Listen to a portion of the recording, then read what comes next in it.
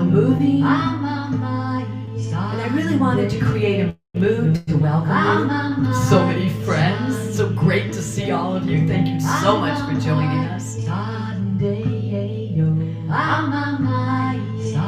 So add a little vocal part of your own, or a little improv over just as we warm up, in your own home studios.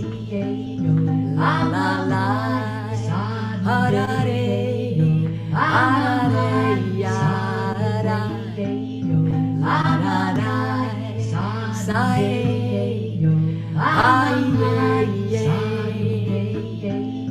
la da da, ha re, ha da de, ha da de, la da da, sa re. And if you have an instrument near you, you could pick up something else. See if you can kind of chime along for a minute.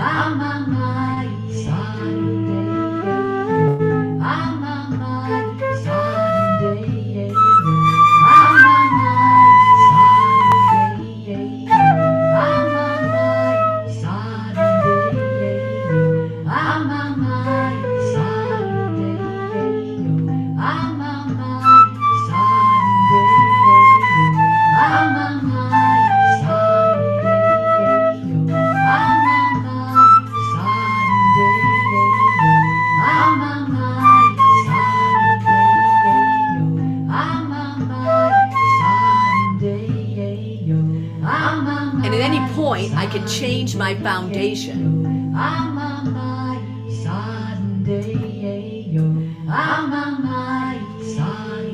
So now so I can take it right down to just my vocals if I get bored of having the raw fast.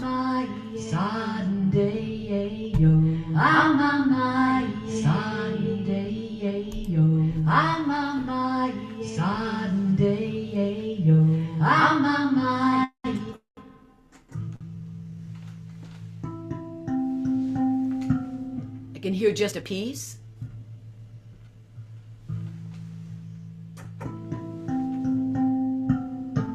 Bring in just a few, so I can keep changing the texture that I'm improvising over in my home studio. Just as a warm-up, I love this. It opens up so many amazing possibilities. And then I could bring everybody back in. There we are, yay! So endless hours of home amusement in my home studio. So welcome everybody. This is why I decided to share this with everyone, because really the foundation of everything I did in the early days of Music for People 35 years ago began with David Darling. Some of my first workshops with David Darling, he introduced the looper and we all went, wow. So you can take your hands like this, those of you that are Music for People and those of you that are not. The whole foundation of this today and kind of everything we do is inside of us is an amazing source of genius and music. And so when we open it up, we go, wow. So today the wow is the looper. And there are many loopers on your phones and other loopers that we can cover, and in the future we will do that. Today is really focused on, we're introducing you to the loopers because you'll see with each one of the ones that Brian, Leanne, and I use, you can go really deep. And so what I thought today would be about is developing your home studio and showing you the ways that we have used our loopers in the studio. So we'll be introducing the loopers, but is it all right with everybody? We're not going to get super technical. So show me hands if you're all okay with that. Okay, that will be another time, all right? And we promise we'll do that.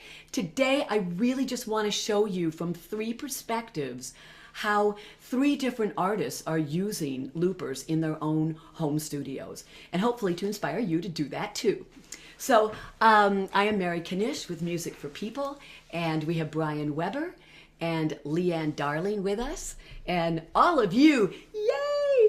Thank you so much for coming. It's just so fun to see all of you. And we will record this, so you will have it as well. And we do have a follow-up document in Google Docs that has links to all kinds of things, and it will show sort of the flow of what we did today. All right, so just a question, and I can't see everybody online, but if you have a looper, kind of like people have pianos in their house and don't use them, if you currently have a looper, will you just kind of show me, show of hands? Just shake them a little bit. I'm going to go to my second screen and see. Okay, cool. All right, good, good, good. Okay, so if you have a looper that you're not using, will you show me hands? Because a lot of people wrote and said, I have a looper and I really haven't used it. So we hope today this will get you using it, because you really do have a wonderful tool. Our loopers, I've gone through over my lifetime of loopers, pretty much every looper in the field, because I also perform with them. And that will be another seminar as well. Today is home studio, but I started with Jam Man. Then I went to Boomerang. You'll see the Boomerang because Brian and Leanne use it still. And then I went to Boss, and then I went back to Jam Man, and then I went to the Ultimate Head Rush. So my music companion Carl talked me into the Head Rush, which is like, you know, the Mercedes-Benz. I'm going to show it because it is, I love it. And they're not making the model I have anymore, so they're very good priced. You can actually find a Head Rush for a really reasonable deal, because I think they're not creating them anymore. So I put some links in there for eBay, and I love it. So anyway, we'll get started. The easiest, I'm just going to do my quick down and dirty. This is the simplest version. It is a Jam Man solo pedal. I've had this for a long time, and it does not work now, so I cannot demonstrate it for you. Something's wrong with it. I don't know what. But it is the simplest way in, but I don't love it and didn't love it when I used it. So it's simple, light, and easy to carry. Not one that I really used a lot, but it is, I'm not going to go over the basics now, but if you do get one, it's a great tool and you can use it. A great door opener is the double camera, so that you'll still be able to see the instruments. And then I'm gonna show you the loopers I'm using currently in the studio. And you can see here I've got the Boss, my foot is over, or this is the Jam Man. So Boss and Jam Man both have a double pedal one. This is the one, if you're going to invest in a small unit like this, this is a great looper. I love it. It does everything you'll really need to do. And so this is a great investment. I would invest in this before I'd get just the single pedal. Just saying. And this one I like, you can see, and I'm going to come down here. I'll get this. It's all tied in with cables, so I'll come down. So I've got a port in, which is the yellow. And then what I like about this one is that you can use an XLR and a 1/4 inch. So it gives you the ability to, particularly if you sing. Oh, and this is, I see that this camera has been doing that. We'll see if it unfuzzes. Nope. Okay, I'll have to see if I can fix that. Mary, turn your camera off and then turn video off and then back on, and sometimes Oh, okay. Let's see. Oh, good. All right. I figured somebody would have a, let's see. Let's see if that works. Yeah, it's been funky today. No? It's all right. I'll keep talking. So if you do vocals, I'm going to unplug it and put it back in and see if that helps. Yeah, okay. Might have to do that a few times. Don't know why it's doing that today. So if you have vocals and an instrument, it is really nice to be able to have those two options. Now bear with me a minute. I'm going to go back into OBS and make myself a little bit, it shifted me, and make myself a little smaller so you can see that. Okay, there you go. Okay. Great. Does that work? Okay. Okay, good. So I have 2 ports in. I like that option. And I'm going to show you, if I'm using the Jam Man smaller looper, I want to show you a couple, because I'm a multi-instrumentalist, I have lots of instruments. And so that for me is really fun. So I've got the Imbira that actually my friend Steve Catania made an electric Imbira, so it's plugged in with the 1/4-inch jack.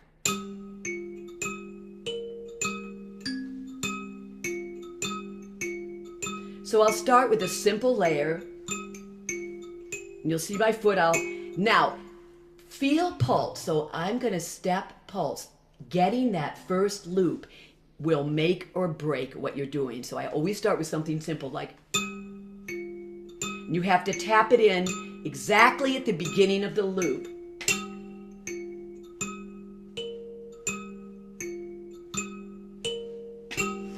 And I have to tap it back in exactly on the 1.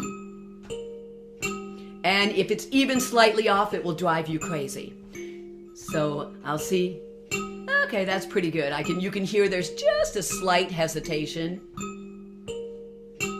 You can hear it's got a little bit of a hesitation. Then over that, I can add another layer. And I use that same pedal.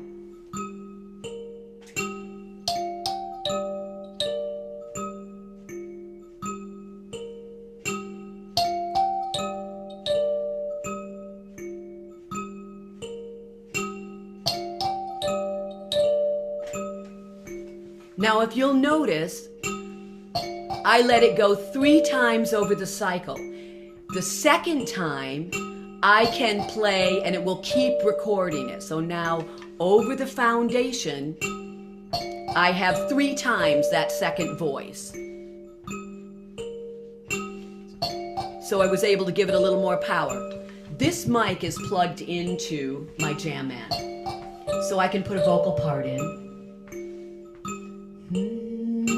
Monday. I stopped it. Coming back. Go back to the original one. Monday. Monday. So now I have Monday. And then I can loop over the top of that a harmony. Monday,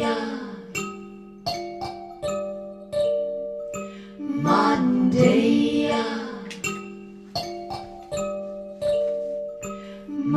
so I have a chorus of me, which in your home studio, what is more fun than that? And then over that, you can practice. So you can set, where am I today?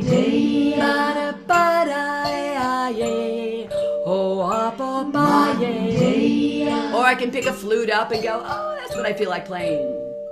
Monday. Monday. Monday. And after I've played a while, I can stop it completely. Or I can peel off a layer. Monday. You'll see it blink. I took one vocal out. Monday.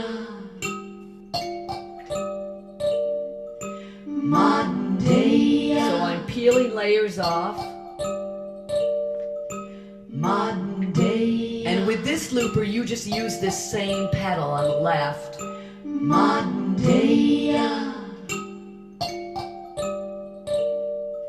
Monday. So I can keep peeling layers off, which I love about this looper, because if you put a bad loop in, if you're in your home studio, it doesn't matter so much. But if you start going out in the world and playing, and it's like, the wonderful thing about this pedal, as well as the single Jam Man pedal, is that you can pull layers. Oh, you can pull layers off, which is really helpful. And I love having the opportunity to do that. So on the simple looper in the home studio, I'm playing with ostinato. You can hear me. I wanted to tell you some of the things, how I began to build skills, and with the Music for People skills, just for my own musicianship. Being able to layer like that helped me to start to learn harmonies and to start to be much more comfortable coming in vocally and also with my instruments. because I just practiced it and I played with it. And in that sort of playful spirit, you're not worried about it, and I wasn't thinking about it, and I got to be pretty good at it. So this built a beautiful foundation for me when I go out and facilitate. I really have this whole hours and hours and hours and days and months in my home studio playing with loopers, which has really built the skills. So I just layered ostinato patterns. One of the other things I love is the drone. And I wanted to share with you, I'm going to move now over to the head rush. I know it sounds like, whoa. So I feel like I've introduced, Leanne will go a little more with the 2-pedal, and then Brian will show another multi-pedal.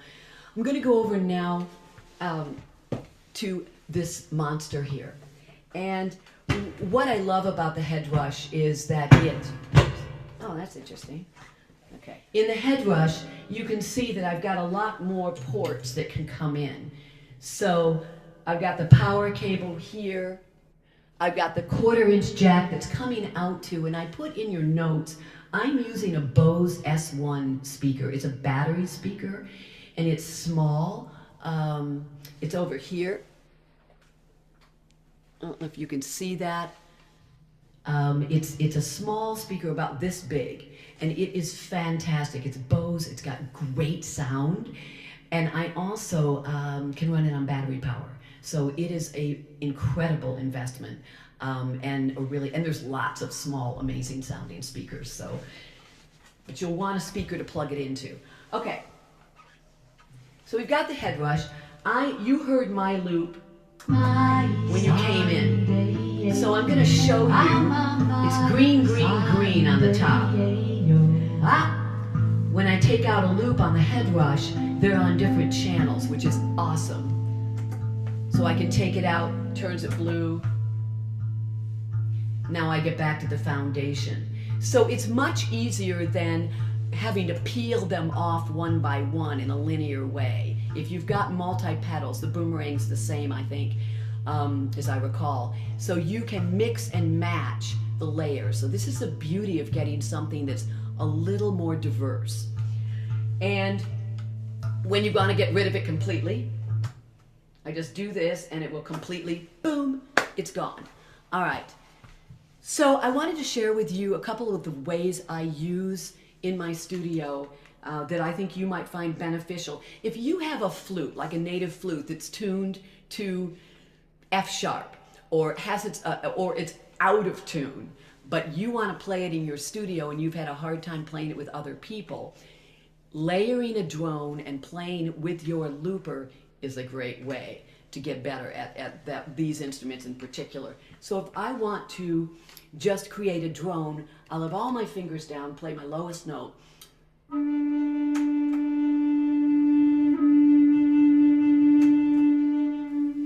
So I have one loop, and I like to give it, you can hear a blip where it changes. I don't know if you can hear that or not. It's got a bloop, you'll hear it. So I'll add a couple other layers for the drone to cover up the blip. When you're in the studio, you'll hear the blip. So if you do a couple others on that same loop, I'm going to hit it again.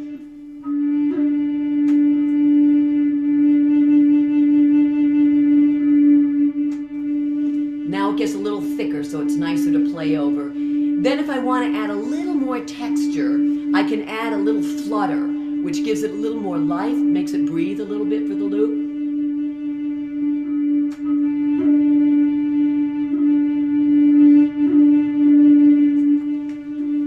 So you can hear that, it just gives it a little bit breath. And then over that, I've got a beautiful foundation to play.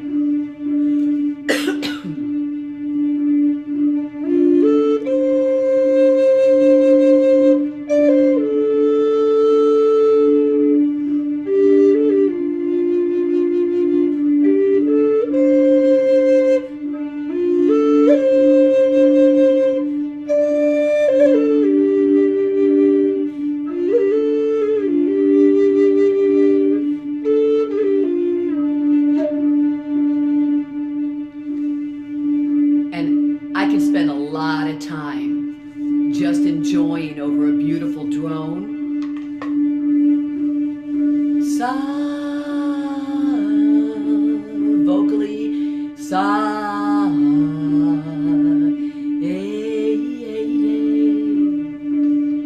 Now I'm going to show you something that this looper does that I love,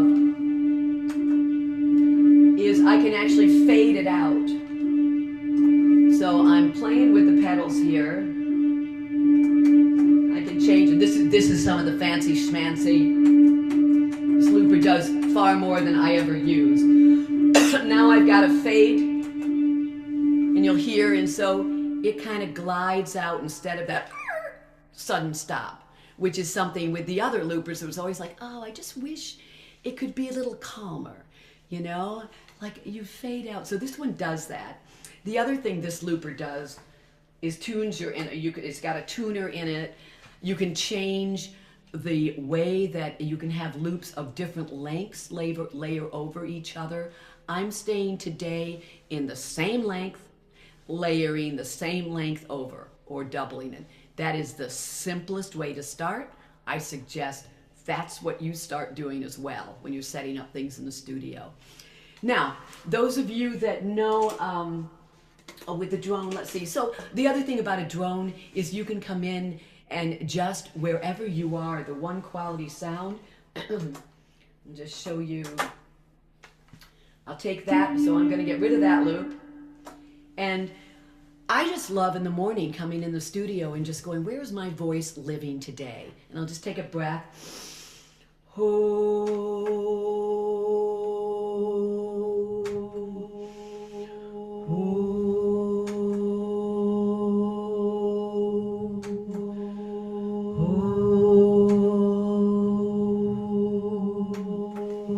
And over that, it's like, oh, that's where I'm living today. What can I do with that? Where is my emotion? Where can I take it?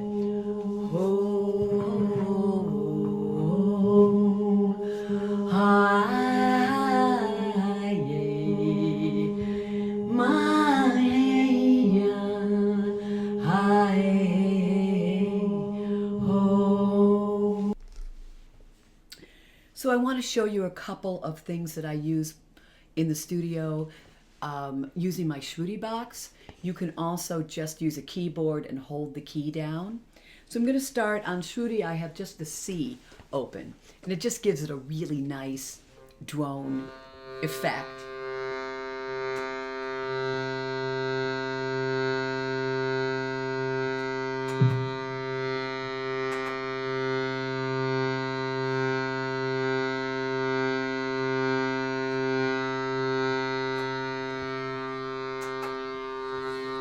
And I'll run that loop once and then a couple of times over so you don't hear the break at the end of the loop and it feels steady to you. So you can hear my C. Sa, ha, sa, ha, so you can play freely with that microtonal singing, which is really fun, over just a steady C. Then if I add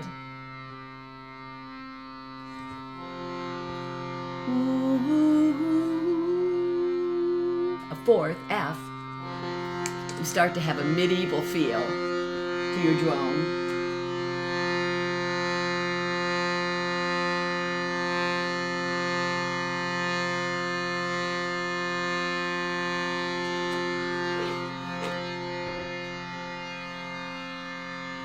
Starts to give a different quality.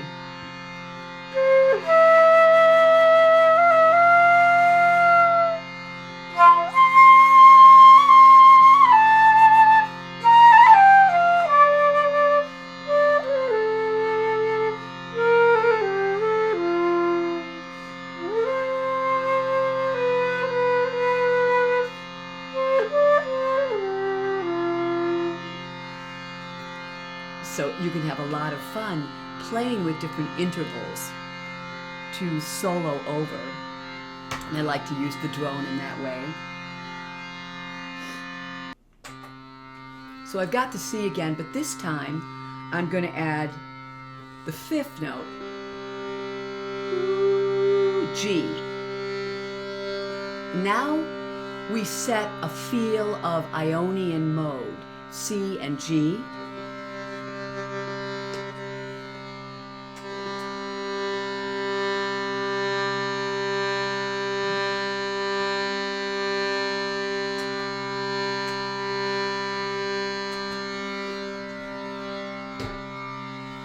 You could do this with your wind instrument, you could do this with the piano.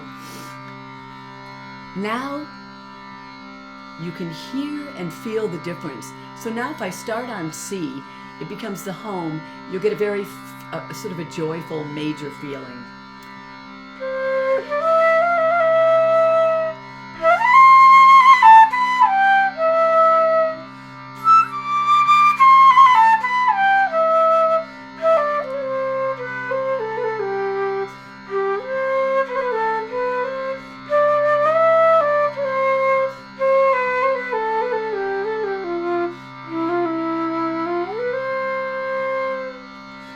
Come back to C. You can feel the difference in the mood, in the mode.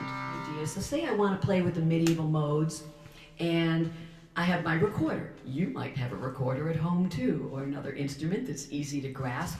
And I want to go to the next mode. So I'm just going to show you two so you get the idea, but this is a lifetime of play in the studios and so wonderful to capture the quality of these different scales. And it's not that you're using different notes. Still low, Mary. D and A.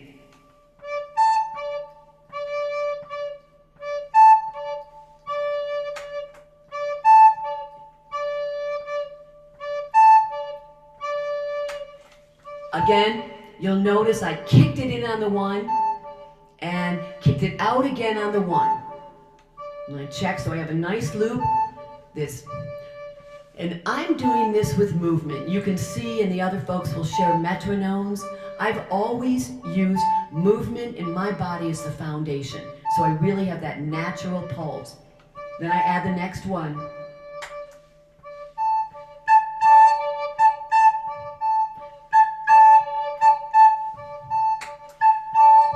Now over this is Dorian mode. So I'm still working on the white keys, but instead of starting on C and G, I bumped each one up to D and A. I start on D, I don't play any sharps or flats, and listen to how it completely changes the feel.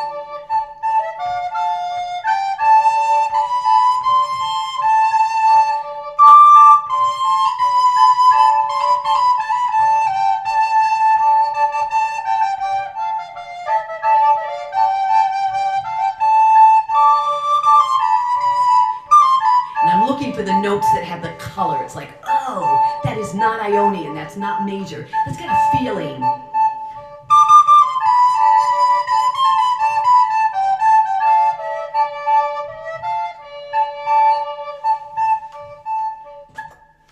And again, you can walk up the scale, and I'll show you one more. I'll show you Aeolian.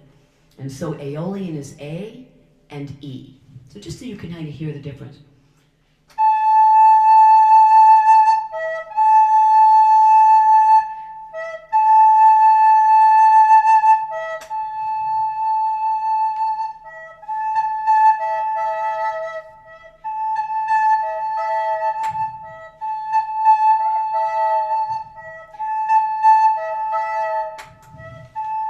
So I again like to start on the A, the home, feel the personality.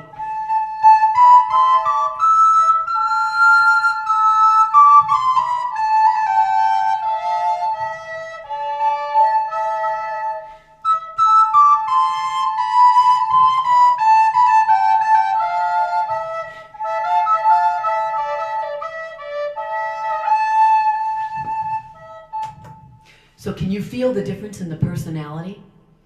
It's so cool. And so on piano, you can play with this, any instruments, but with the looper and all the instruments I have here in the studio, it's really fun. The other way, so I showed you drones, wanted to show you a little bit of modes because I spend a lot of time playing around with that.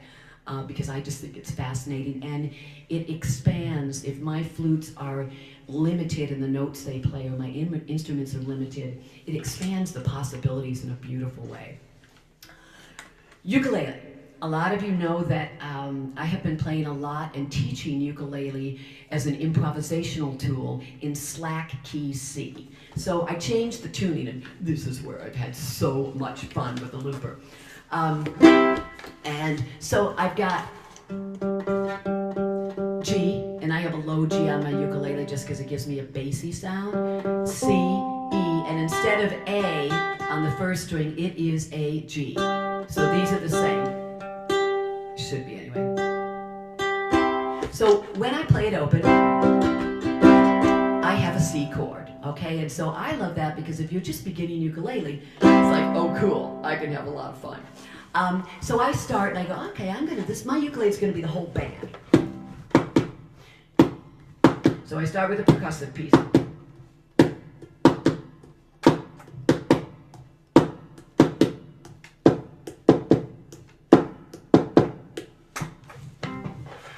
Then I add a little bit of chunking.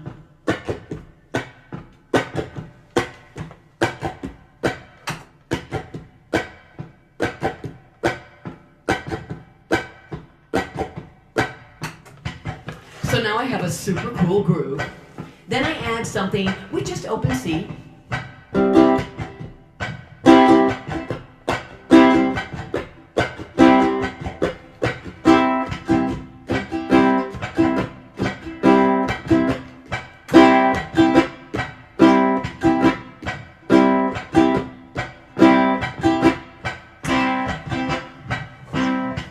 Okay, and over that now I'm going to play with two shapes that I move up and down.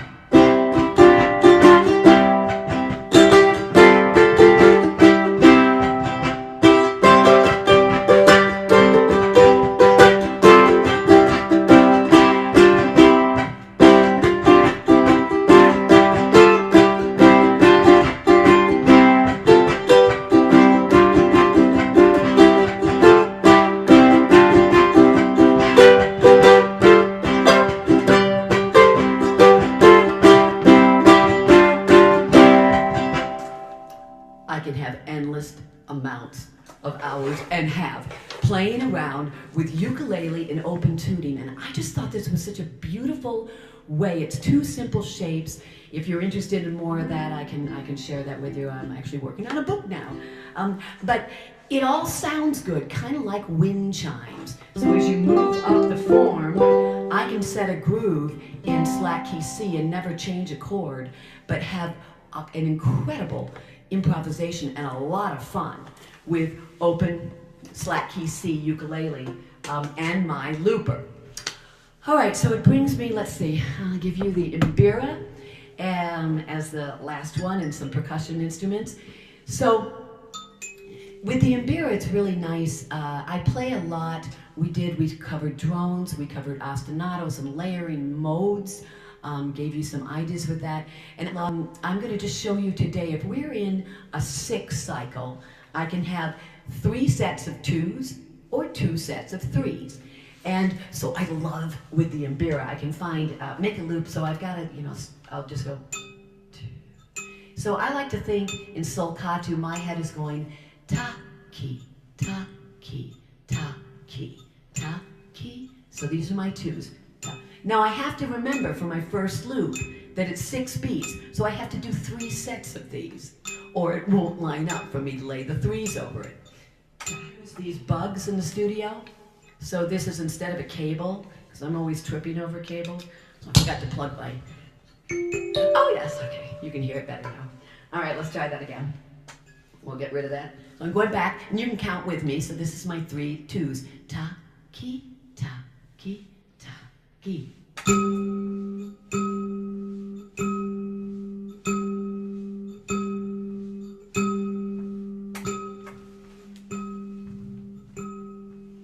Listen just to see, oh, does that feel good in my body? Does it land? And does the loop still capture the ease of pulse? And then over it, I can play a ta, ki, ta, ta, ki, ta, ta, ki, ta, ta,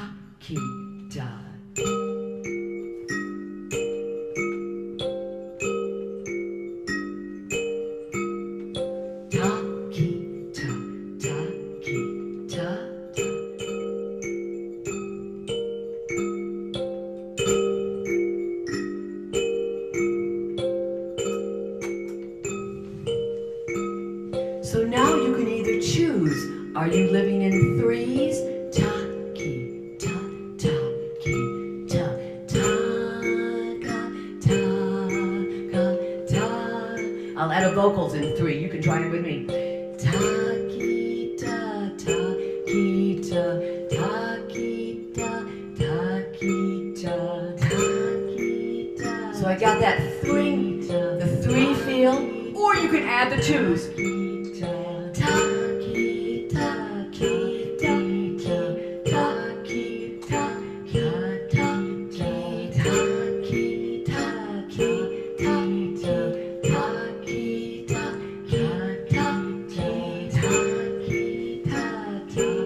So when you solo over this, you can go between them.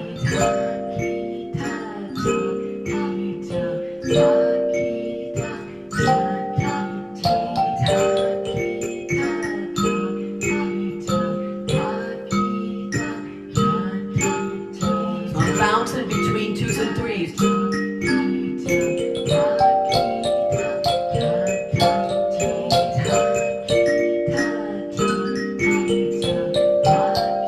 Anyway, again, you can spend a lot of time hanging around in twos or threes. Okay, let's see. It looks like there's some questions. Brian, are you in the transmitter quarter inch? Oh, good. Brian's putting in there. Mary can tell you which brand. I'll put in the notes which brand, but there are a million of those little wireless. They've gotten really, again, over the years, I've been messing around with wireless for years and had some success and lots of disasters. So yeah, I can tell you what I like and what seems to work, and then you start to get wireless microphones and wireless bugs for the instruments, etc., and it can be very exciting. So what I am is a tech wannabe, and but I don't know a lot about all the tech. I just kind of muck around, and this is what I've been doing in the studio, layering and drones, and I've really spent a lifetime hanging around with loopers, and that's why I'm doing this session. And so I'm really excited that Brian and Leanne, each of them have a different take and different instruments as well. So I thought it'd be really fun. They were here for a Train the Trainers for Music for People. They're going to be some of our new trainers. I'm so excited, in Washington, D.C. and Buffalo, New York. So they were here 2 weekends ago, and I was telling them I was putting this session together, and I knew they did loopers, so we went into our geek looper talk, and I'm going to take myself off, and we're going to go to Leanne. So let's see. Mary, there was a quick question about which Jam Man model are you using? Oh, I'll put that in the. I'll have to look at it, but I'll have to get my glasses. I'll put it in as soon as Leanne is presenting. I'll look at the exact model and put it in the chat bar. Was there any other major questions before we move on? Nope. And I'll look at the chat as well, and you guys can put the questions in the chat. Brian, can you get me off of, I don't see if you can make me not, oh, maybe it's on view. Can you take me off of speaker view so we can, oh, there we go. Yay! Oh, so anyway, we release. I'd love to see all of your faces again. Hello, everybody. And thanks for taking that little studio journey with me. And we're going to move to Leanne, and we will feature her, spotlight her for you. You want to do that, Brian, or you want me to? Brian's on it. All right. Can everybody hear me? Yep. Okay, good, because we had a little issue with that. I unmuted. No, you sound awesome. You didn't unmute earlier. I'm going to go on mute. It's all yours. Have fun. Hey, everybody. Leanne, it could I'm be Leanne, a little darling. bit. Could Sorry? it be a little bit louder or not? It's okay if not. No, I'm afraid I'm going from a cell phone. Oh, okay. Never mind. Never mind. Yeah. So here's my low tech. I'm decidedly low tech. So little background on me. I'm a classically trained musician. I play viola. I went to music school. I got 2 degrees. I auditioned for and got into an orchestra and played for 5 years. And during all of that, something was missing for me musically. And 30 years ago, 1996, I went to a Music for People workshop, then called Improvising Chamber Music, now Art of Improvisation, and found that improv and creativity was what was missing. So I was super jazzed after this workshop and super inspired, but I was living in Sarasota, Florida at the time. And I think there was one other person, Ann Rogers, who was a Music for People person who I could jam with, so I could improv with. And I was just getting into it, and I didn't know. I really wanted to keep improvising, but it's really lonely doing it by yourself. And so a friend recommended the boomerang. I got the last model at the Guitar Center, and this was in 2000. And so I was excited to kind of get going, and I think with just starting out, I think the easiest thing.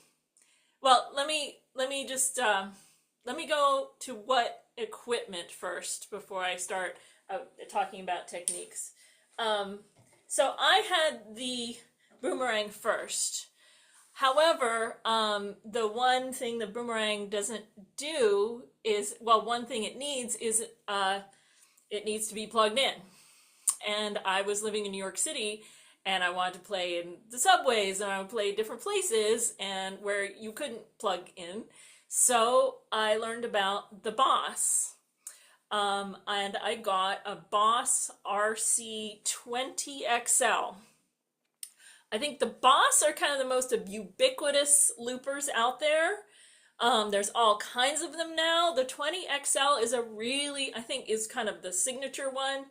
It's a basic, and you can still do lots of stuff. So I'm decidedly low tech. I'm on my cell phone, and so what I've got rigged up. If you give me a second here, I will turn this around. Ho-ho! There we go. All right, and I'm gonna zoom in on it a little bit if I can, and I can't, so I'm gonna bring it to you guys. So this is the Boss RC20. Can everybody see that okay? It is a basic 2-pedal looper, and let me talk about the connections. So it's battery powered, but you can have also a little jack to plug it in. This is the 1/4-inch jack that goes to the amp.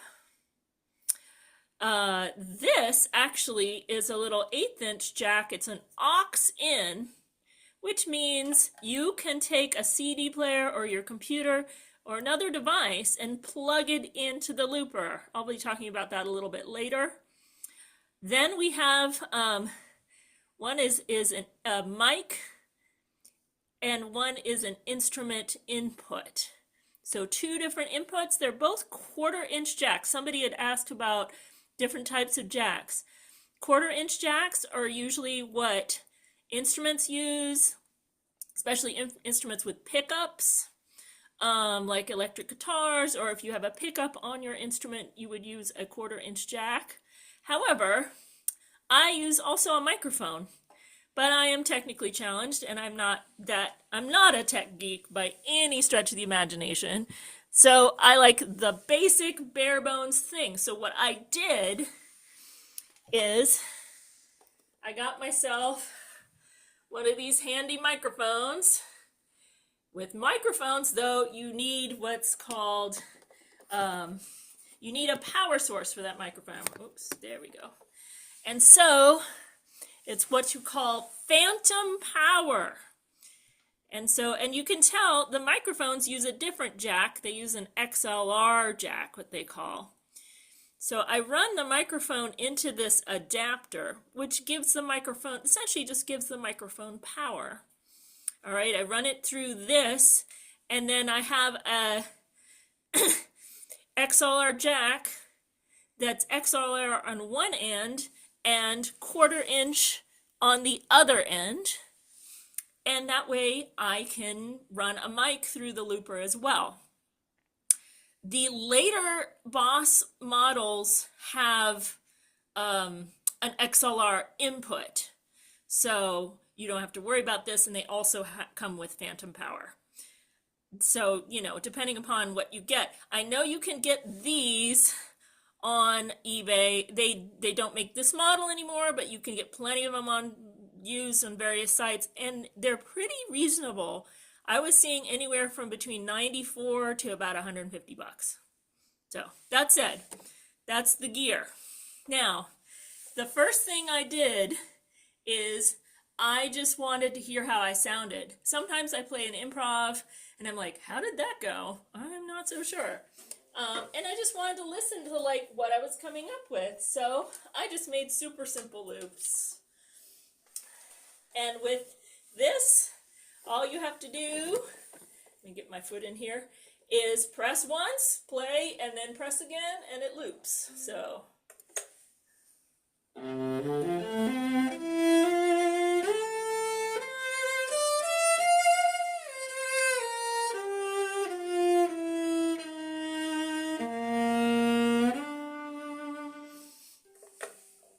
And then.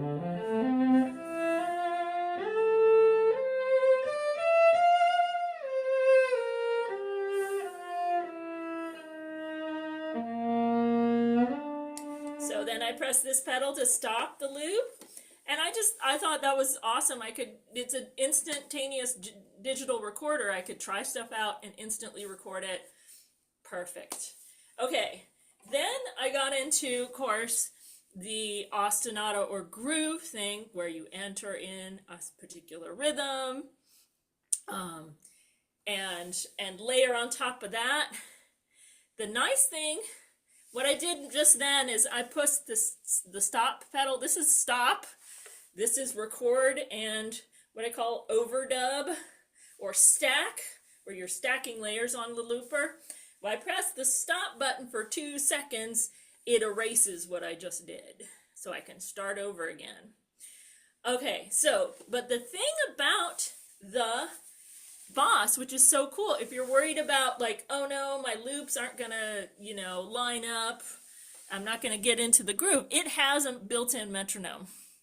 So I press the tap tempo, and what I can do, you can see it's in a cycle of 4. There's, well, you can kind of see it. Let me bring it closer so you can see that tap tempo button. Yeah, I think I have it in 5 right now. But what you can do is you can tap it here or here and create a tempo. And what I just did is I kind of slowed it down. It was a little fast. And I tapped that in. And now this dial is the guide or the metronome. And if I turn that up,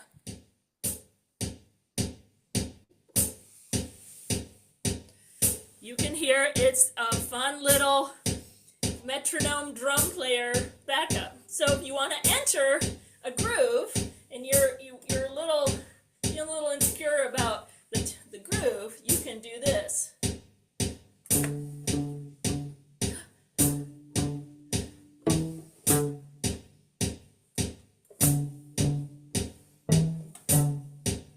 And then you can keep it on as you put in layers.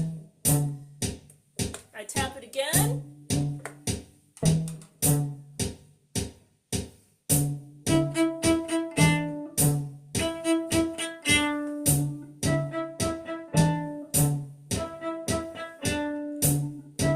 Keeps going.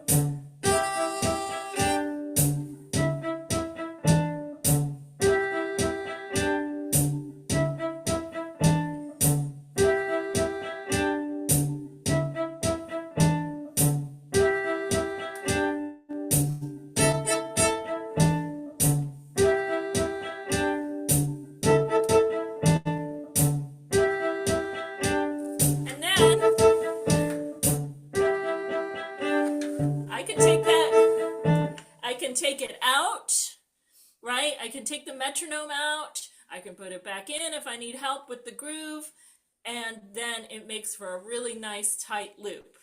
Now, somebody had asked about taking away layers. That we like to call that the undo button. Okay, and that's what they call it in here, and I think in the boomerang too. So say I had just recorded that last one, that the beep beep beep. I wanted to take it away. I press this for 2 seconds.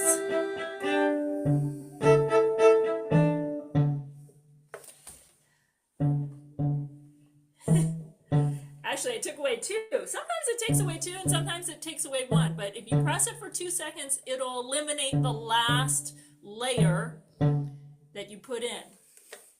All right. So that's a really, really fun thing to do. And what I refer to it as my rhythm machine. And I add things and take things away. And after a while, you won't need the guide so much, or at least I don't use it because the boomerang doesn't have it, at least not included with the machine. Sometimes I like to just start. Oh, whoops.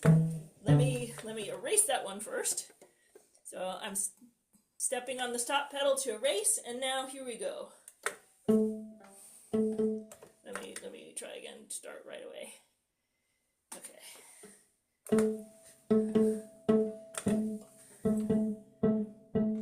Now, here's where I'm going to turn this around so I can see myself. Here's where I want to go over the word quantize with everybody.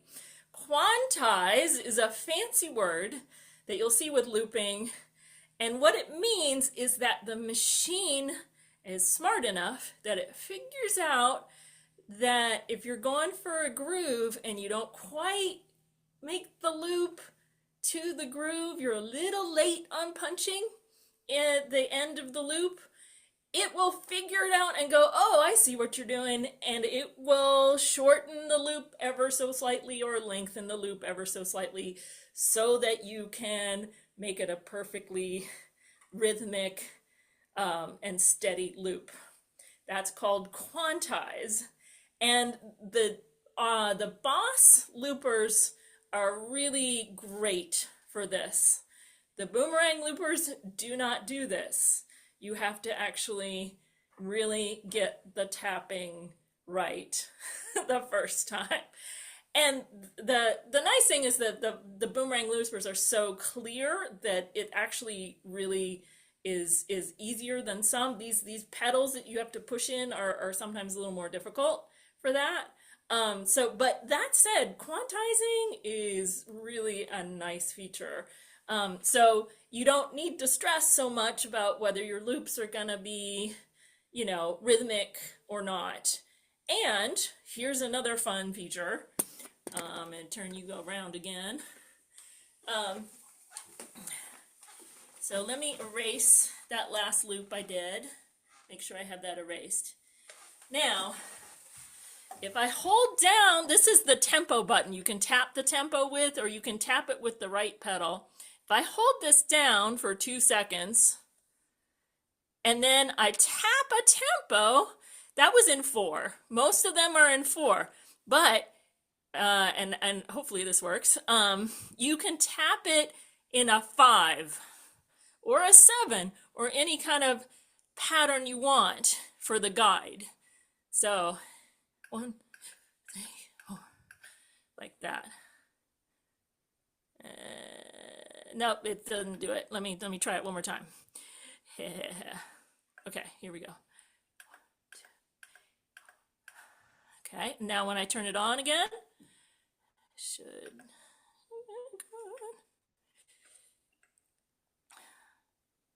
Let's see, did it do it? There we go. Oh, we have 7. So you can do it in different time signatures. Okay, somebody I think just asked about writing, so or saving loops. Okay, so once you've jammed around with your loop and you come up with something you really like, you go to this dial, and this is write mode. Say Okay, say I wanted to, like, I love this loop that I did, and I have a couple stored in here, so maybe I'll just play them. And I wanted to write it, or maybe I'll just, here, I can do this. So say I did.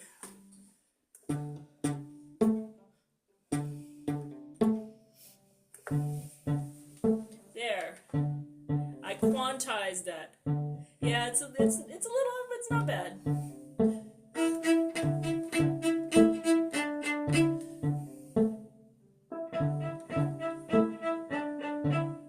So, I love that, and I wanted to save it. So I have all of these channels right here. There are like 10 or 11 of them, and I think in later models, there are like 99 different loops that you can save. You can go in and just press write, and then it'll blink, and then you press write again, and it's saved. It's saved in that one channel forever and ever. Even if you turn the looper off and turn it back on, you'll have it saved. So I have like, let me see. And it's always fun coming back and listening to some of the ones you've saved. Let's see what this one sounds like. Ooh.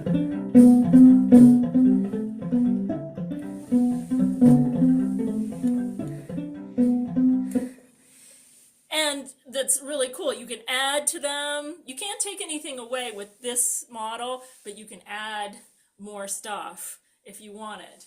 So that the metronome is so nice to be able to help you get into the groove and create all of those cool layering things. Now I'm going to get to an empty channel here. And I'm going to do similar to what Mary did, but since I'm just a viola player, and I'm not a multi-instrumentalist. You're not just a viola player. You're I'm a viola not player. Just had to add that. Thank you, Mary. So you know, it's so great to hear what the viola has, all the different viola things the viola can do, but the viola is amazing at drones. And so what I like to do, my technique of drone is start.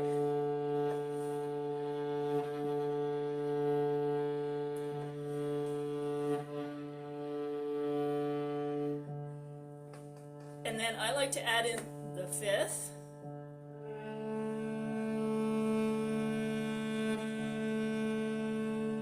And then I like to add in the octave.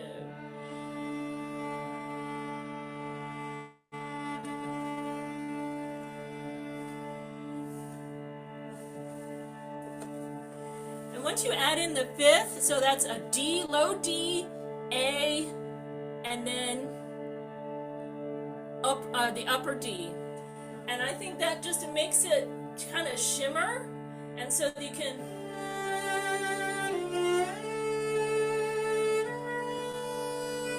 spend your time trying all the different intervals.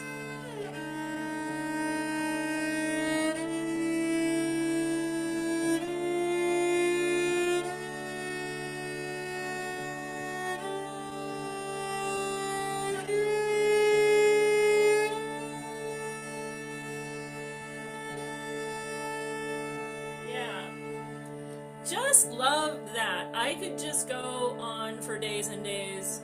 Sometimes that's all I do, is I do that drone and I just play and play and play and play and just see where it takes me. It's awesome. It's meditative. It clears your mind.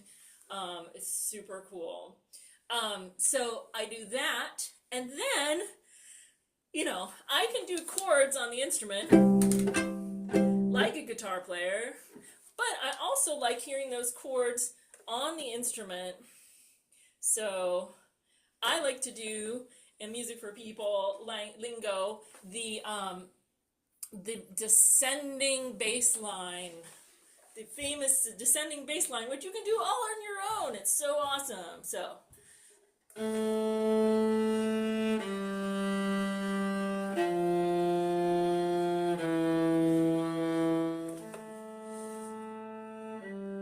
So it's A, starts on A, so, and A, G, F, E, and then I've written out the other notes so I can add to it.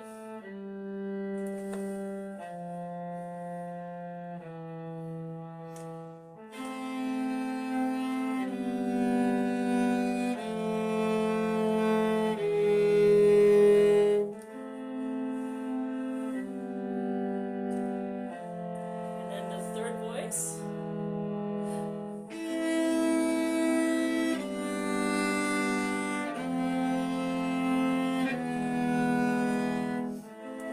Oh, whoa, whoops.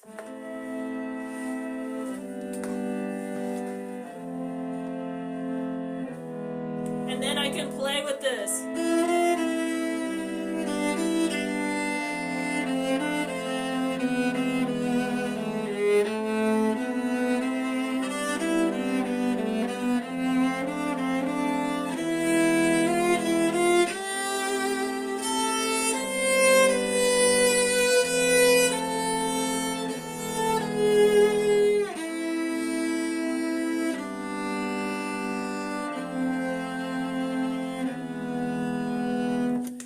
And it's like I have a little backup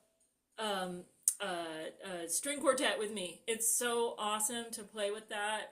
I noticed in the chat somebody had a question about pickups. Let me just talk briefly about that.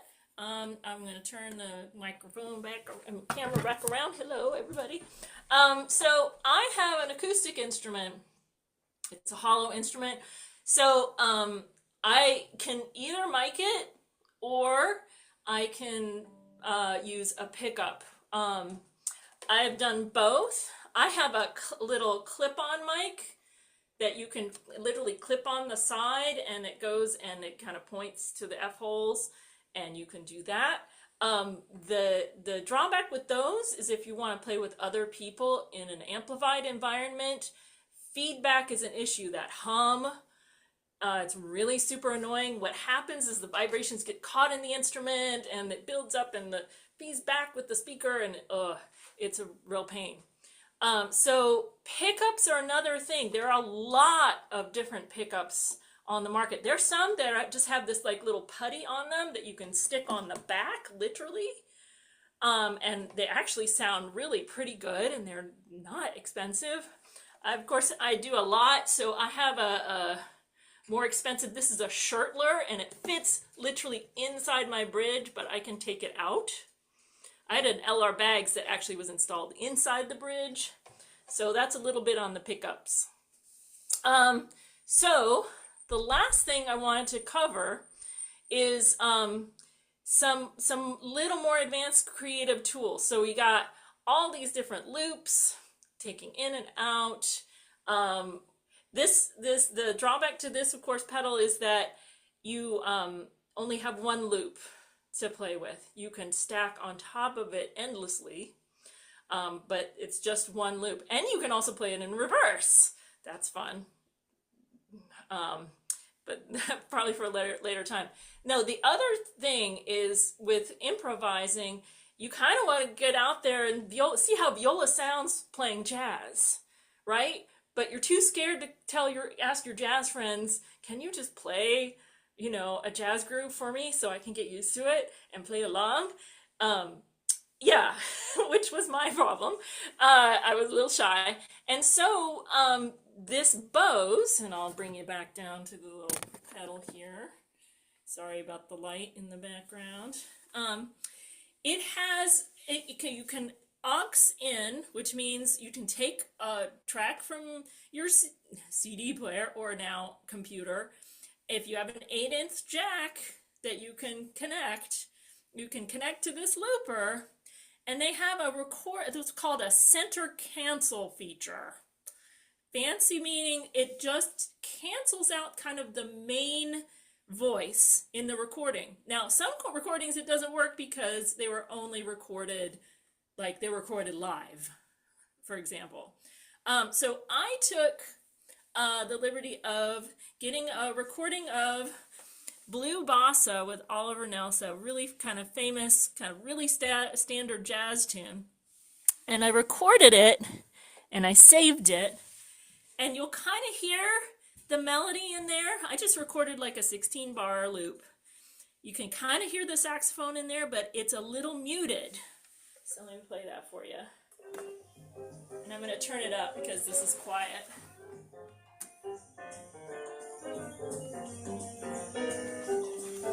Hope everybody can hear that okay. Yeah, that works. That's good. You can hear the piano, you can hear the drums, but the saxophone is muted. So what you can do is just kind of get into the groove.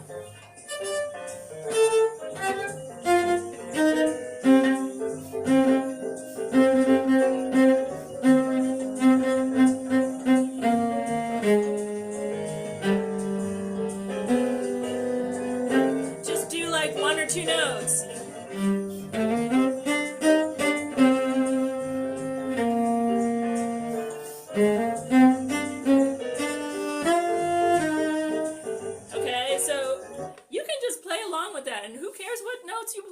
Because it's all good. It's just a loop and you and but it's like real people that you're playing with. It's Oliver Nelson's band. It's awesome. Now you can, let me see if this works. Take this recording, and if this is a little fast, jazz is a little fast sometimes. If you want to take it, you can take literally the tap tempo button, and you can slow the recording down. Let's see if I can get this to work. I just sped it up. Technology has a mind of its own. There, now it is a little slower.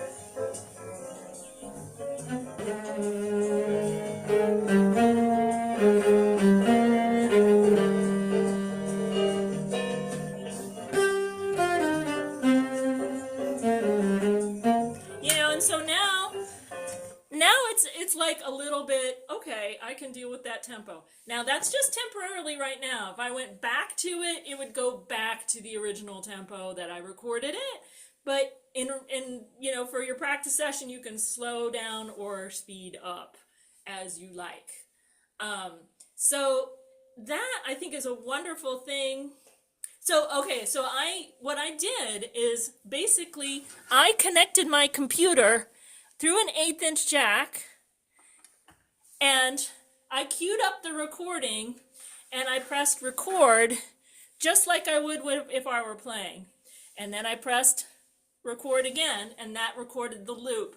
I want to take, as the recording was playing, it's being fed into the looper, and so I just recorded that segment.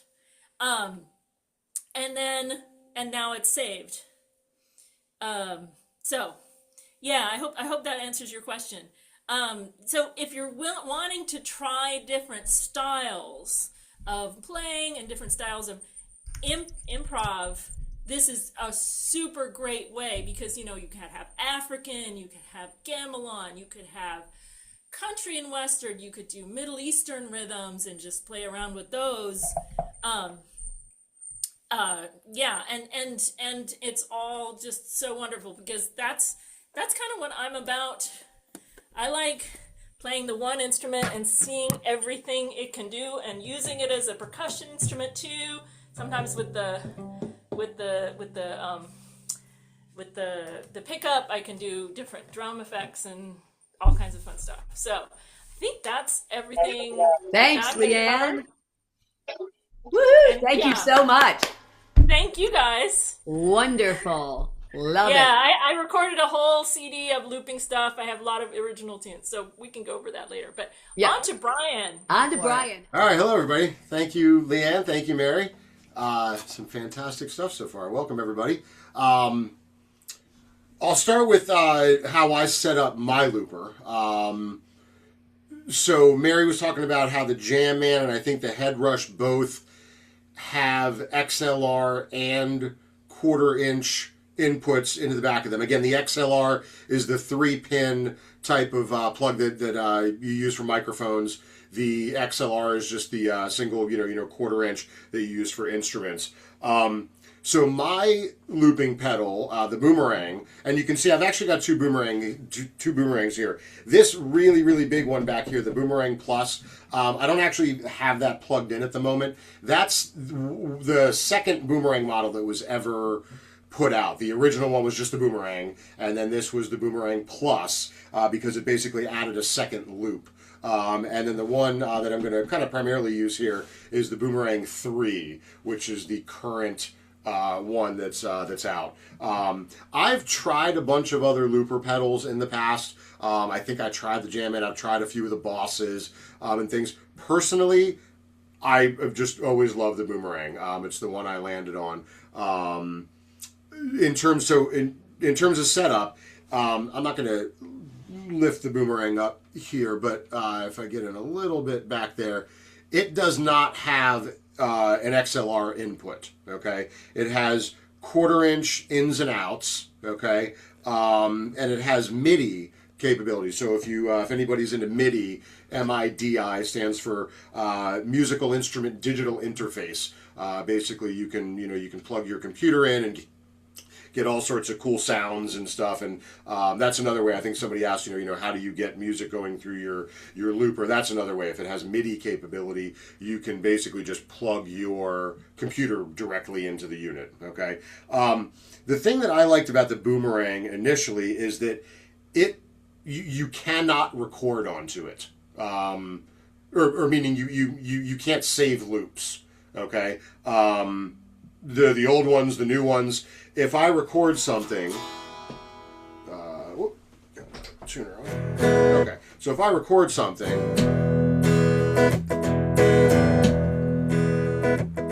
it will be in there. Okay, as long as I don't unplug. There's not even a power button on this thing. It's just you plug it in and it's on. Okay, and as long as I don't turn it off, and as long as I don't record anything over that loop, it'll be stored in there. But again, if I unplug it, if I erase that, record it, there's no way to save loops in here to recall them later. It's just not what I wanted the unit for. I wanted it for a real-time practice tool and a live performance tool. And so I wasn't worried about being able to save loops. I figured if I came up with something cool and I wanted to record it, I have recording capability, and I could very quickly just record it and then work with it from there. I never really wanted to recall recorded tracks live, so I wasn't worried about that. So what I do, though, is I put everything in just through a mixer. I'm going to see if I can show you my mixer here. This old school thing, right? This old school thing here. This giant Yorkville MP8. Okay, you don't need that big of a mixer. You can have, they make tiny little desktop mixers now. The thing is, I've tried a bunch of them with the Boomerang in terms of getting a good sound. This worked the best. Sometimes with loopers, especially when it's not a single instrument going into the looper, I'm using multiple instruments. The reason I'm showing you this is I have my guitar going through the mixer, that's into channel 1. I have a microphone going into the mixer, that's channel 2. Sometimes I'll have a bass guitar going into 3. Sometimes I'll have my percussionist going into 4. His vocals going into 5. So anything in the mixer, what I then do is this is a main send. And I just send that down to the Boomerang, okay? And then so that's going in. That's one of those 1/4 inch cables going into the Boomerang. And then the one going out is just going to the speaker. Okay, in this case, it's just going to my computer mixer and speakers through there. But you can send it anywhere. You can send it to the house. You can send it into your little battery-powered speaker, whatever you use to amplify. Okay, so that's how I get multiple instruments going through my looper, because my looper again only has a single 1/4 inch in, and because I want to be able to use different instruments, microphones, plug-in stuff, I just send everything through a mixer and then that into the Boomerang from there. When it comes to so something else that I really appreciated about the Boomerang is, if you notice, it doesn't have those big, giant, like this type of foot pedal thing, right, that you push. Or it doesn't have those, the big silver buttons like that like that pog pedal up there. It has these tiny, tiny little switches. I like the tiny switches. You have to really finesse them. Like you can't slam on them or bang on them. It's a quick little thing. And something also that you just have to think about is your footwear. Honestly, if you have those big pedal types like Leanne was doing, you notice Leanne was wearing socks. You can just wear socks. You can be barefoot in those. Because it's easier to just kind of get on there and press it down. With these tiny little buttons, I can be barefoot. Ideally, what I really like though is just a flat-soled shoe. It's like a walking shoe or even a flip-flop, a sandal, something like that. I don't want to wear heavy shoes, anything like that, because it makes it hard to press some of the buttons and the pedals down. So that's just kind of something else to think about when you're looking for a looper for home play and performance and stuff. Let's see. Oh, where to put the looper is just something else to think about. If it's something that's got big buttons or whatever. A rug might be okay, short carpet might be okay. If you notice, I've got everything on hard surface. The way this boomerang works, I really can't have it on a soft surface. It doesn't, I shouldn't say that. A rug carpeting is okay, something like that. But anything softer, I just find, you can't really get into it as well and use it properly. Pedal boards, some people use pedal boards. That's something else to think about. Pedal boards generally kind of hoist the pedals up a little bit, which is going to get your foot up too. You just have to kind of think about ergonomics when you're using pedals so that you can really get into and use it the best way possible. Okay, let's see. I haven't been looking at the chat to see if there's any questions. In terms of practicing with it though, okay, one of the most important things is timing your loops, right? Leanne talked about using a metronome. Now, the boomerang doesn't have an internal metronome. It has a lot of cool features, but it's missing a lot of other features that a lot of other loopers do have, like the ability to save loops. You cannot quantize on the boomerang. You have to be spot on with your recording. What else? It doesn't have a built-in metronome, okay? It doesn't have built-in sounds or anything like that, okay? So you can play with a metronome, right? So if you guys can hear that, I might just set an external metronome and try to play along with that. And one of the first things I try to do is just can you guys hear that metronome? Is that good? Leanne says she never wears shoes for looping. Yeah, I find in the boomerang I can go barefoot, but I kind of have to use like my toe, and it's a little bit weird. Again, I just like I always wear shoes too. Flat-soled shoe. Yeah, yep. Exactly. Yeah. I always like the feedback of the barefoot. Isn't that funny? All right, so to play along with the metronome, I'll won't even play any chords or anything at first. I might just kind of get some rhythm on the instrument, and I'll play a chord just on one, like, and then give myself 3 beats. Other than that, okay. And always, whenever I'm doing anything with a metronome, always count in. Like it's never just like a go, and then expect to be in time. You want to get your pulse, get your beat. Get your count there, okay? And I'm feeling it first. And then, so I'll hit on 1, and I'll tap the record button. So 1, and then 3, 4, and then tap right there on 1 again. 4, and then 1, and then 3, 4, and then 1. Let me stop that. It's picking up my voice. I forgot I had the mic in there. So again, 1, 2, and then 3, 4, and then I forgot to erase. All right. I hate when that happens. 2, 3, 4. 1, 2, 3, 4. Now the thing is with the computer and the metronome and stuff and the lag from Zoom, it's going to sound kind of a little bit off anyway in listening to the metronome along with the loop. But that's what I'll do just by myself is I'll set the metronome and just see if I can keep with the metronome. Again, I will just hit 1, 2, 3, 4. 1, 2, 3, 4. And see if that metronome, see if that loop kind of sticks right, with the metronome click, okay? And that's a good way to practice just staying in time with the metronome, or not only staying in time with the metronome, but making a good loop. The loop should sound like it's right in time. Like if you're just tapping your foot along with a song, the loop should start in sync every single time when you come around and you're tapping your foot. So again, for example, I'm going to count myself in 2, 3, 4, 1, 2, 3, 4, 1, 2, 3, 4. So again, if I'm just tapping my foot along with that,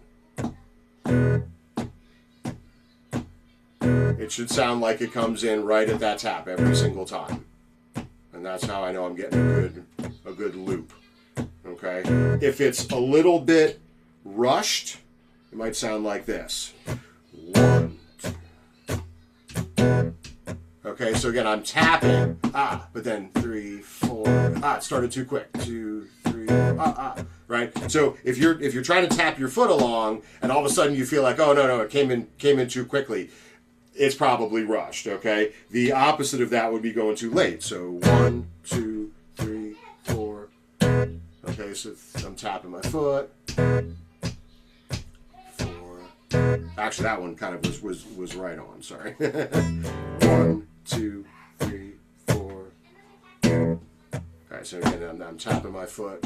But it wasn't. The loop didn't start again with my taps. It's a little bit late there. So again, it takes practice to do. Again, depending on your loop and how the buttons work and everything, that's really good practice just to be able to make sure you can start and stop the loops on time. 1, 2, 3, 4. And again, if I'm tapping my foot along, it should start right in time. I shouldn't notice shouldn't feel rushed, it shouldn't feel dragged. Okay, so then I could simply have a little pulse, right? Maybe I just keep a 4-beat pulse like that. 2, 3, 4. Then I start the loop. 2, 3, 4. 2, 3, 4.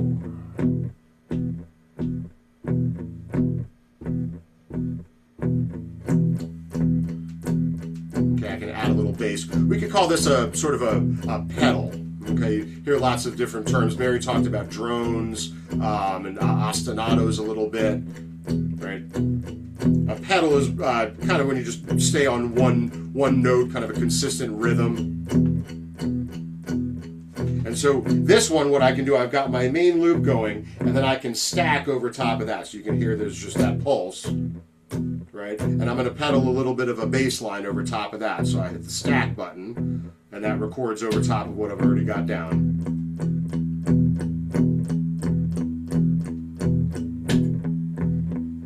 So now I've got both of those going. Okay, now if I want to say, let's start a little bit more of kind of like a vamp, okay, a chord, a little chord rhythm, maybe.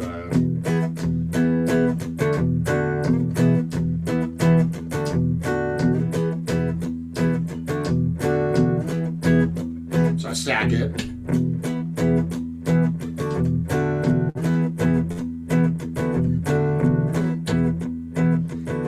Let's say I don't like that. This does have the feature where I can take out that last loop, okay? I can't unlayer past one like that, but I can at least take that one out, okay? And so then I can stack again. And again, it usually helps to kind of play what you want to do one time or a couple times first, so you're sure you're in rhythm.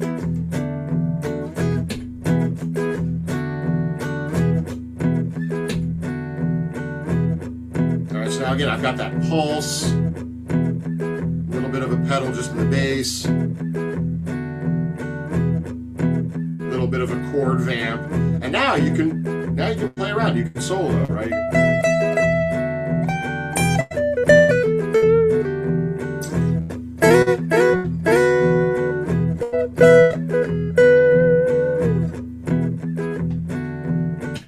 All right, that's how I love using the loop is getting a little bit of rhythm. Again, making sure that it's in time, that it's in rhythm. That's one of the most important things about using the looper. So just practicing the rhythm like that, getting that pulse down first, and then you can start layering and stacking and having fun with it over top of that.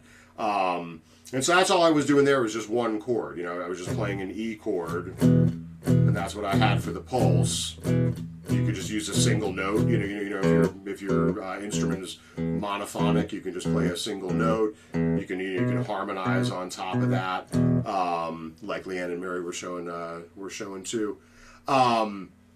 Let's see.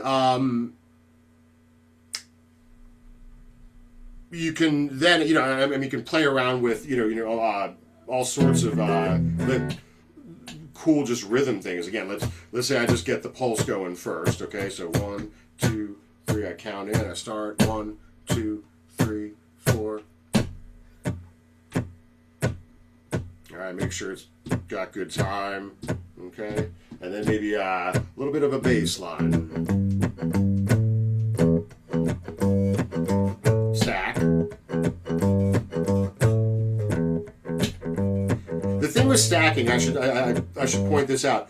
Usually just the first loop needs to be the one in time and perfectly recorded. Once you've got the first loop in, stacking, it doesn't matter. Like, I can hit the button at any point. I can hit the stack button, which overdubs, at any point, and then just play along when I want to at any point. It doesn't have to, I don't have to start the stack button at the exact same time as the main loop. Okay, so I get a little bass line. I like that.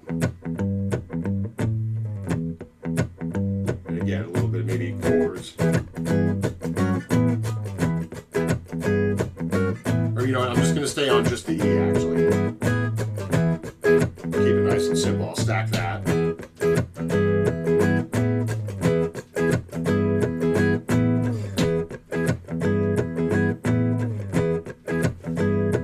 Now, if I want to say develop a little bit of a melodic ostinato, I can play around for a little bit.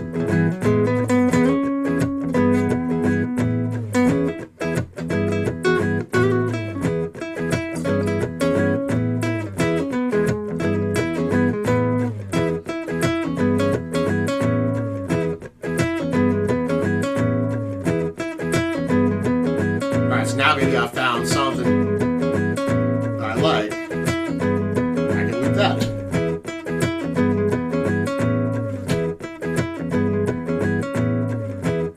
And then you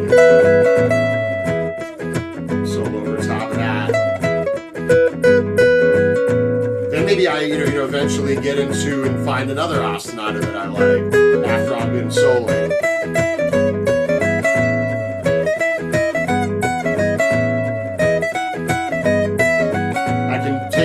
First one out, and then put this one instead.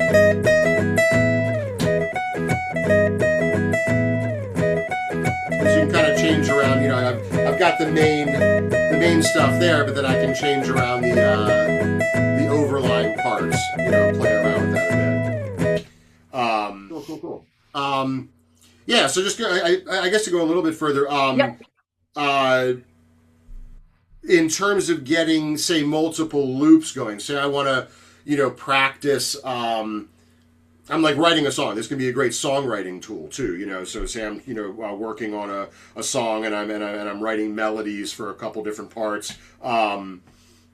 The boomerang, and I think the head rush too, and a lot of these different loopers have these types of features where you can go between loops. Okay, it doesn't have to just be one loop.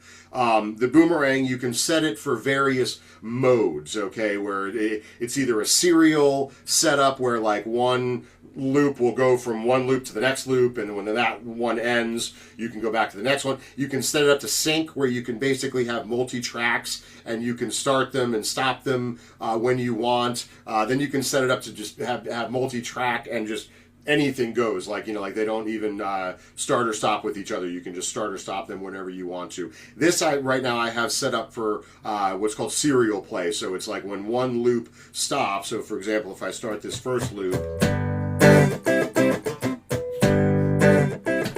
let me do that again.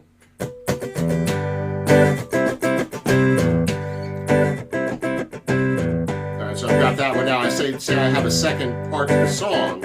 What I can do, there's a couple different ways to do it. I can go ahead and stop the first loop and then start the second loop. And let's say I've got. Okay, so now I've got that loop going. And so what I can do is have go back to the first loop and let that go indefinitely. Now when I want to go to the second loop, I just hit that button at any point. It doesn't have to be right when the first loop is stopping. I can hit it at any point, and it will be ready to go for once that first loop ends. See right there. And now this one will just go indefinitely until I want to go back to the first one. And then when I hit the first one, at any point, when the second one ends, it'll go back to the first one again. And so I can... And again, I can loop indefinitely, or stack on both of them also. So again, let's say I have this. All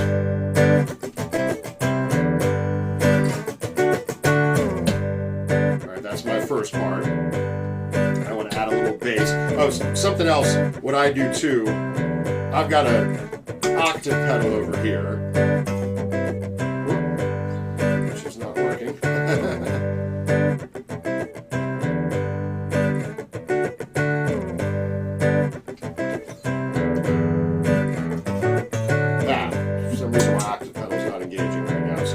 I can add a bass line, right? So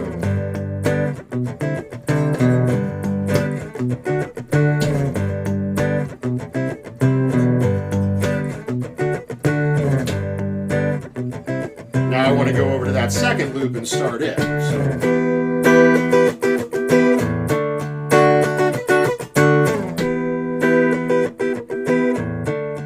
I can add a bass line there.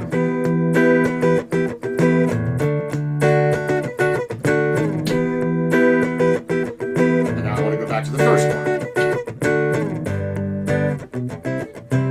Now I can go back and forth, work on my melodies and soloing over these various sections of the song.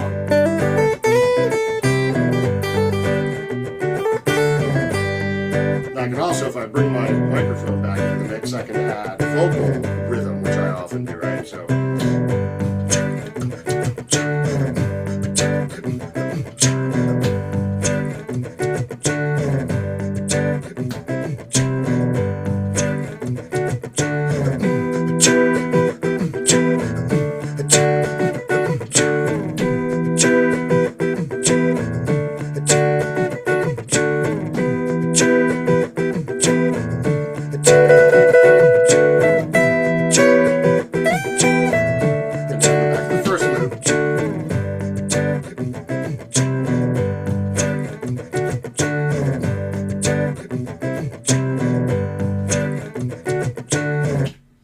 So that's a really fun way. That's how I like, using the loop pedal a lot of times, is just building a band, basically, like building like a backing band for myself, and then I can work on soloing, I can work on melodies. It's a lot more fun, than just working on the stuff, on your own. So woohoo! That is a great feature. I love that feature, Brian. Thank you so much for showcasing that. Yeah, thank you. The serial. Anything else? I think I'll wrap that up for Okay.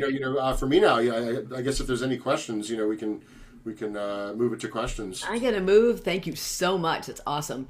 So I'm going to move the spotlight off, and we're going to go back to, that's standard. Let's see. That's not what I expected. Side-by-side speaker. Okay. Oh, are you still? Oh, there we go. Okay. So what I'd love to do is thank you. I know that some of you had to leave, but thank you so much for staying. If you would pop in the chat, your biggest takeaway, I always like to know what's on the top. What can you use right away? What was your biggest inspiration? What's your takeaway? So pop in the chat while you do that. And then if you have a question, we're going to stay on. I think, Brian, you can stay on for a little bit. And Leanne, is that right? We thought we'd stay on to answer. We'll formally end the session here. And kind of before you go, just pop in the chat what your biggest takeaway is. And we sure thank you. We sure loved seeing everybody today. Give a wave. Thank you. I know a lot of you aren't on screen, but it's so nice to see all of you that are. Yay! Thanks for hanging out. I know we went a little further.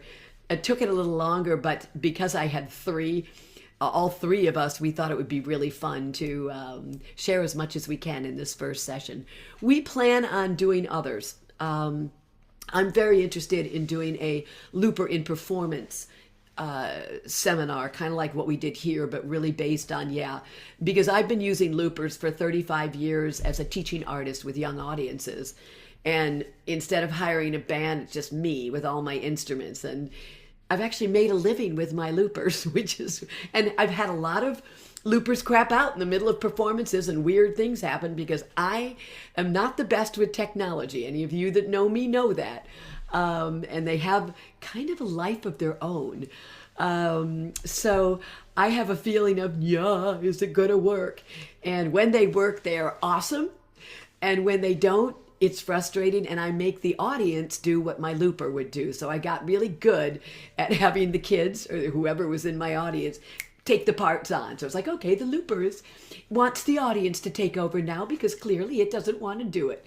So, but they're fantastic, and we just adore them, and we're so excited that you do too. So if you have a question, you can just kind of unmute and ask away. We are here for you. And everybody else, thank you. Thanks for joining us. Thank you, Leanne. Thank you, Brian. Yay. We have recorded this, and I will record the question answer too. So thanks so much for your input. So we're open now. Great to see everybody. Some familiar faces. Yay. Wonderful. Yay. Any questions? You might just be like, okay, I see David, your hand raised. David, unmute. A question for Brian. Yeah. I think I know the answer, and it's a signal chain. Was your looper directly in the guitar pedal signal chain, or did you have it on a separate chain? No, so I'm running the guitar directly into the mixer. I'm running through my loop pedal. Here, hold on.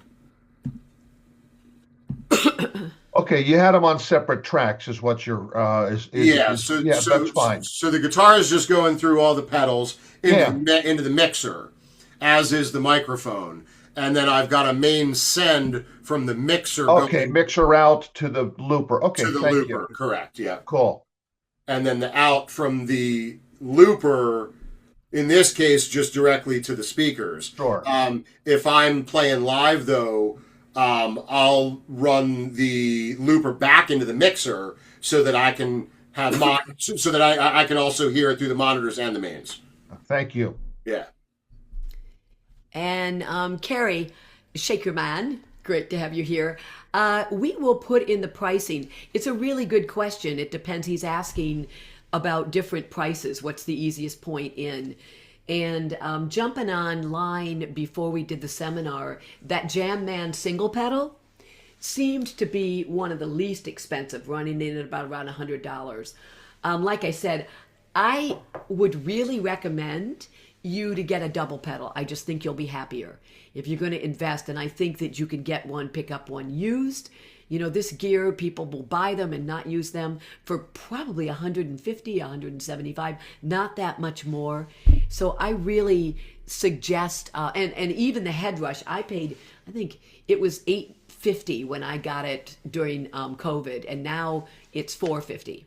$350. You can get them. So, and I bought mine refurbished, and I think I paid $450 for it, and it's worked awesome for 5 years, and I've been using it for performance and everything.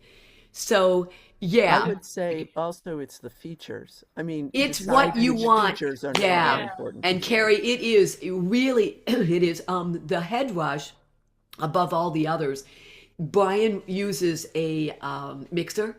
The head rush has built in all of the effects for you can change it. So I set it up with reverb on one channel, guitar effects on another channel, vocal effects on another, and it's all in the board, so I don't have to carry anything else for performing. And actually in the studio I don't have to use anything else.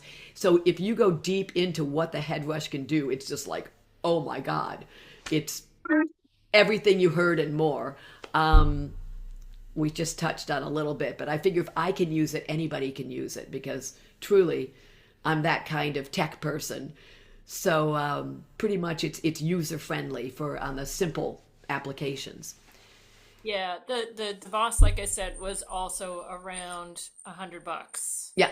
So that's a really good yeah. kind of entry level. Way entry level, you bet. Yep. The boomerangs, I think the new 3s run like around $350. Yeah. You can find used ones, old ones on eBay for less and stuff. But yeah, I think the new ones are like $350. And I put links in your notes. So we're sending you a resource that sort of goes through the topics we covered today. And then it's got links in there to, I just went, okay, well, what's still on the market now of what we're sharing with you?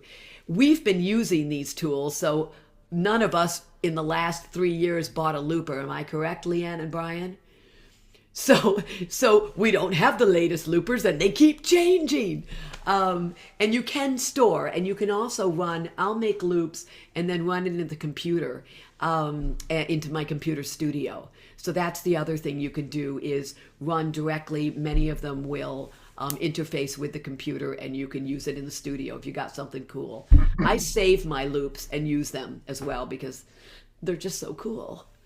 Yeah, and actually David was mentioning that he had an RC5, but you can add a pedal onto it to make it a double pedal. Oh. So that's an option too. Yeah. The same thing with the RC20 XL. Mm-hmm. They're add-ons. And there's a whole sidecar that you can add on to the Boomerang 3. I love the sidecar. I know they were talking about the Boomerang sidecar. I just think that's fun. Just when I thought I had spent enough money on my guitar pedals, now I need God, add-on pedals. It's an endless add-on foot switch is the right word for what you would add on is a foot switch. You can go right down that rabbit hole, as you all know. Oh, pardon me, Mary. I'm in the rabbit hole and falling rapidly. All of us in Music for People are in the instrument gear. Sure. We are. Hey, Carly, it's really nice to see you over there in Spain. Yay. I'm looking for Coralie, but I can't hear you. I know you're unmuted, but I'm still not hearing you. I see you speaking. Coralie is my wonderful, awesome translator from Spain. She rocks. She makes those courses over there rock. So thank you. It's just so nice to see you. I can't hear you, darn it. Does that make a difference? Yes. Something I can do with. I can't quite accept you saying, Mary, that you are technologically challenged, because I am sitting here with my mouth open thinking, goodness me, Mary, how do you, and all those wires and oh, I know. It's why I go wireless. I'm falling and tripping over the wires. It's hilarious. I mean, my mother thank you always, so much. Thank you so much for coming. So amazing. So great to see you. Yeah, thank you. And Mo is here from Scotland. She's in the Rome training. Yeah, it's so fun. I made it at this time so that some of you could join from Europe. Yeah, I know. It was like, I'm making it at noon so they can go. Sarah's in India, so she had to get off because it was midnight for her. But I'm so glad some of you were able to jump in. Perfect timing for me. Good. Yay, it's so good. And now I'm going to have my dinner. It's like, woo, what a lovely Sunday afternoon. Very nice. Thank you. Great. You're very welcome. There's a question from someone about a microphone to use for an acoustic piano. Ooh, that's a good question. I'm not sure I'm the one to answer.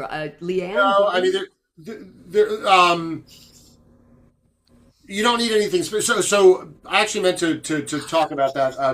Leanne had mentioned that she's using a condenser microphone. I'm actually not sure she mentioned it's condenser, but I think Jan might have put something in the chat about this too. Not all microphones need power, condenser microphones do. Certain microphones need that phantom power. Others, like the one that I'm using here, this SM50, does not. It's just a regular cardioid dynamic microphone, and it doesn't need phantom power. So I'm just plugged. If I'll be using acoustic piano. I don't think so. I think the piano, Valeria, I think that you can just use a Shure or a regular mic. A good like instrument like a Shure SM57. You know, they run like $100 and they're workhorses and they sound great. Just get a good microphone stand so that you can kind of put the microphone, move it around into the piano and find the sound that you like. And the piano is so loud. On my Loopy phone app, I just sing and play the piano and it picks up both. So it depends on the quality you want, how good if you're going for recording level or you're just going for practice level. All of that plays into, you put the microphone if you just want the piano, you put the microphone at the back so it's near the soundboard. Having the mic that can move around is important. And I might. Sorry. What? I'm sorry. Go ahead. Go ahead. Mary. No, you go ahead. What do you use on your cell phone? What looper do you use? I use the Loopy HD on the cell phone, on the iPhone, because it's the best one. Because it lets back, 5 years ago when I first got it, or 6 years ago, or 7 years ago, whatever. It was the one loop app that would let you do 5s and 7s instead of just 4. It wasn't 3. Locked. Yeah, so it was like, okay, let's get the one that can do odd meters. Yes. And it works on the iPad. Yeah, Sharon, that's great. Cool. No, we thought we'd do another one. Several people had asked about the hand run Boss studios. And today we really covered, because the three of us are instrumentalists, we need our hands.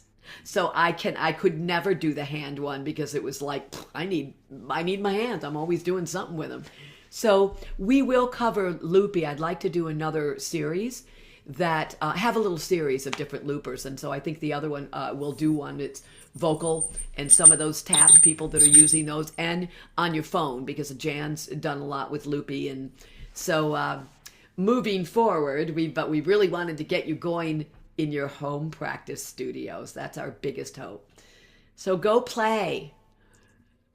Anything else?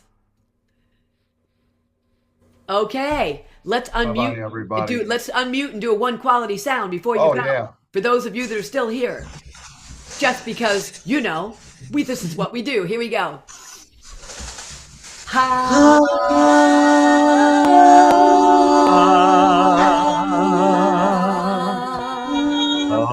And release. Have a beautiful Sunday. So wonderful to see you all. Thank you, Mary and Chris. Thank you. Thanks, everybody. See you soon.